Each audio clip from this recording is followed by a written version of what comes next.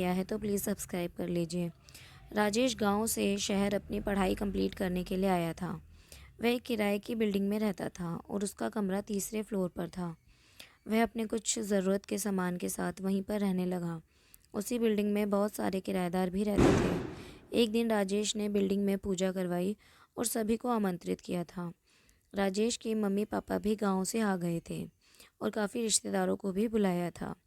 राजेश के mummy papa तो पूजा में बैठे थे, तो सारे मेहमानों की देखरेख राजेश को ही करनी थी। लगभग सारे मेहमानों का खाना हो गया था, सिर्फ बिल्डिंग वाले ही बचे थे। फिर एक एक करके बिल्डिंग वाले भी आने लगे। तभी एक खूबसूरत महिला आई और वह लगभग 26 साल की होगी। सुंदर होने के चलते राजेश उस महिला को देखता रहा, पर उसके साथ एक आदमी था। राजेश ने पड़ोसी से पता किया तो वह महिला उसी बिल्डिंग की निकली। सभी को खाना खिलाने के बाद प्रोग्राम ख़त्म हो गया और एक दिन राजेश कॉलेज से घर आ रहा था तो वही महिला उसको पार्क में दिखी और वह पार्क राजेश की बिल्डिंग के पास ही था।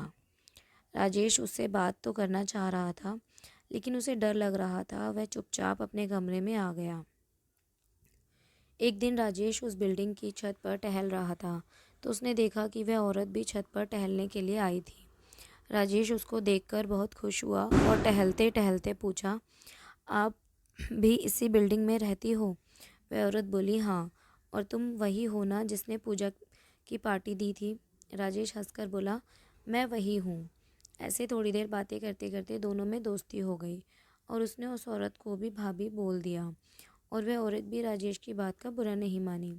उस दिन से वह दोनों रोज़ छत पर टहलने के लिए जाने लगे।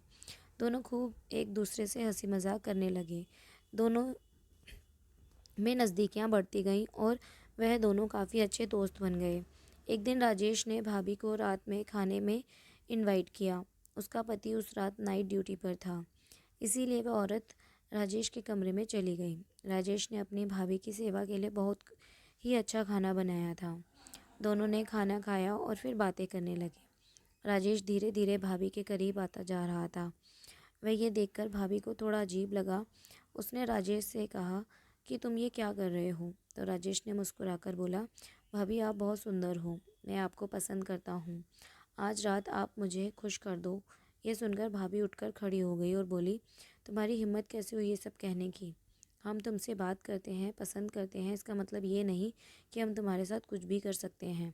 आज के बाद मेरे से बोलना मत। ये सुनकर राजेश को शर्म आने लगी और उसने ज़बरदस्त में आकर भाभी से क्या बोल दिया था। ज़रूरी नहीं था कि कोई औरत आपसे हंस के बोलती है तो वह तुमसे रिश्ता बनाएगी। राजेश ने भाभी को सॉरी बोला और भाभी मुझे माफ़ कर दो।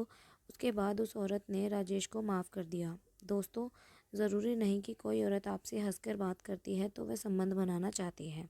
तो दोस्तों, ये कहानी आपको कैसी लगी हमें कमेंट करके ज़रूर बताएं और हमारे इस चैनल को सब्सक्राइब ज़रूर करें और इस कहानी को अपने दोस्तों के साथ शेयर ज़रूर करें। धन्यवाद।